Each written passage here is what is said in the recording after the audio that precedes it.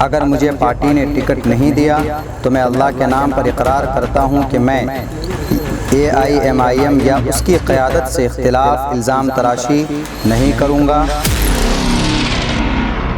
हम कैसे उसको समर्थन दे सकते हैं, लेकिन हमें पता ही नहीं कि भाई हम जिनके लिए लड़ रहे हैं रातों दिन वो हमें पसंद ही नहीं फरमाते। बिहार इलेक्शन के नज़दीक तमाम सीमांचल के मुसलमानों को ये बात जान लेनी बहुत ही ज़्यादा ज़रूरी है कि कुछ लोग अपने ज़ाती मफाद की वजह से आपकी सियासी भागीदारी के सफ़र को तोड़ना चाह रहे हैं। किसी मुखालिफ जमात में शामिल नहीं होऊंगा, ना आज़ाद हैसियत से इलेक्शन लड़ूंगा और ना ही अपने लोगों से पार्टी और क़यादत की मुखालफत कराऊंगा।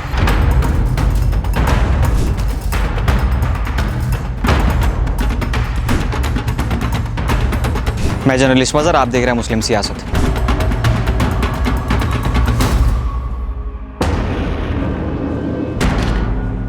अब्दुल्ला सालिम चतुर्वेदी जिनका ज़िक्र पिछले कुछ दिनों में सुर्खियों में रहा है, जिनको चर्चा में लाने का विषय तमाम तर इसी बात के इर्द गिर्द घूमता रहा कि वो टिकट डिज़र्व करते हैं।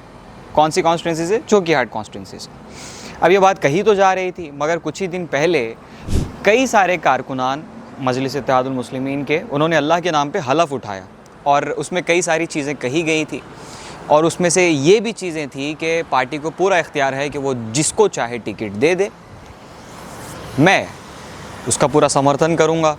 उसका मफ़हूम तो यही था, अल्लाह के नाम पे अहद किया गया था और वो ख़ुद भी अब्दुल्ला सालिम साहब बाशऊर आदमी हैं और ख़ुद एक मौलवी भी हैं। तो यहाँ पर कई सारी चीज़ें अब खुल करके सामने आ गई हैं। मैं आपको तारीख़ी पस मंज़र में दो एग्ज़ाम्पल देता हूँ, दो मिसालें देता हूँ जहाँ पर पब्लिक इंटरेस्ट को, यानी कि अवाम के मफाद को दूर रख कर अपनी ज़ाते फ़ायदे को जब कोई आदमी सामने रखता है तो वो लीडर नहीं रहता, बिल्कुल भी लीडर नहीं रहता, बल्कि उसकी लीडरशिप का सफ़र ही वहीं पर ख़त्म हो जाता है। पहला एग्जाम्पल हमारे पास 1939 का है, जब कांग्रेस के इलेक्शंस चल रहे थे प्रेसिडेंटशिप के लिए, तो वहाँ पर सुभाष चंद्र बोस ने जीत हासिल की, मगर उनका ये कहना था कि एग्रेसिवली वायलेंटली ब्रिटिश के ख़िलाफ़ लड़ा जाए, जबकि जो दूसरे लीडर्स थे गांधी और नेहरू, उनका ये कहना था कि हम लोग नॉन वायलेंट मूवमेंट को जारी व सारी रखेंगे। ख़यालात आपस में नहीं बने तो रास्ते जुदा हो गए, दो जुदा रास्ते चले गए, जिसकी वजह से हुआ ये कि जो चीज़ एक सही मुनज़्ज़म तरीके से की जा सकती थी वो नहीं हो पाई।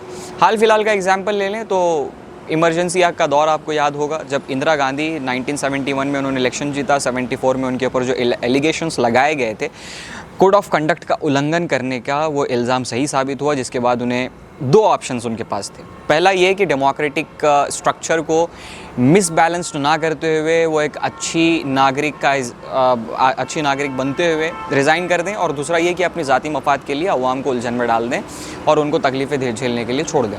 दूसरा रास्ता उन्होंने चुना और इमरजेंसी घोषित कर दी, जिसकी वजह से मीडिया में सेंसरशिप लग गई, हड़कम मचा, कई सारे लोग परेशान हुए, कई सारे लोग क्या पूरा देश परेशान हुआ। फिर 1977 में जब इलेक्शंस हुए तो इंदिरा गांधी हार गई।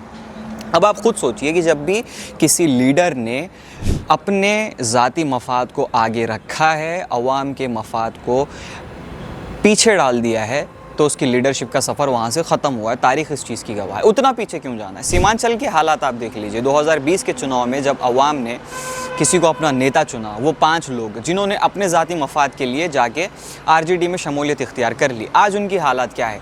एक का टिकट कन्फर्म हुआ, दूसरे को मिला ही नहीं, और बाकी 3 कैंडिडेट जो थे उनमें से उनका भी टिकट खारिज होने के तमाम इम्कानात हमारी नज़र आ रहे हैं। बात यही है कि ये सारी चीज़ें एक ही चीज़ की तरफ इशारा करती हैं कि अगर आप एक बाशऊर आदमी हैं और अगर आप में लीडरशिप क्वालिटी है तो उसका सबसे पहला सबूत यही रहेगा कि आप पब्लिक इंटरेस्ट को सामने रखेंगे। इतने सालों के बाद जब बिहार की 18% मुसलमान आबादी अपनी सियासी भागीदारी की बात कर रही है और ग्राउंड पर वो सारी चीज़ें हमें नज़र आ रही हैं बाज़ाब्ता, उन चीज़ों को पसे पर्दा डाल देना ये किसी बाशऊर आदमी की या काबिल आदमी की मिसाल हरगिज़ नहीं हो सकती है। अब्दुल्ला सालिम साहब ने ऐसा क्यों किया, तो ये आप इन तमाम मिसालों के ज़रिए और मैंने जो अभी तक बयान किया है उन चीज़ों को अगर आप थोड़ा तोल मोल के देखेंगे तो आप समझ सकते हैं। जनसुराज पार्टी कहा जा रहा है कि उन्होंने शामिल कर ली है, वही जनसुराज जिसके सदर प्रशांत किशोर मुख्तलिफ़ प्लेटफॉर्म से ये बयान दे चुके हैं कि MIM तो बीजेपी की बी टीम है, यानी कि उन्होंने वही कांग्रेस वाले गुण गाने शुरू कर दिए। और वही प्रशांत किशोर, अगर आप मेरी पुरानी वीडियो जाकर देखेंगे तो वो 11 करोड़ के मामले का भी मैंने जिक्र किया है। उनकी अभी तक के जो हालात हैं उससे यही निशानदेही की जा सकती है कि उनको बीजेपी का प्रॉक्सी माना जा रहा है, क्योंकि NDA को पॉलिटिकल कमेंटेटर्स का कहना है कि वो फ़ायदा पहुंचा सकते हैं। अब खैर ये जो भी चीज़ें हों, मगर जनसुराज पार्टी में उनका शमूलियत इख्तियार करना और उनका जो हलफ में बातें कही गई थी कि मैं पार्टी के साथ बना रहूँगा चाहे मुझे टिकट मिले या ना मिले, अब वो चौकी हाट में MIM के ही एक उम्मीदवार के ख़िलाफ़ में चुनाव लड़ेंगे।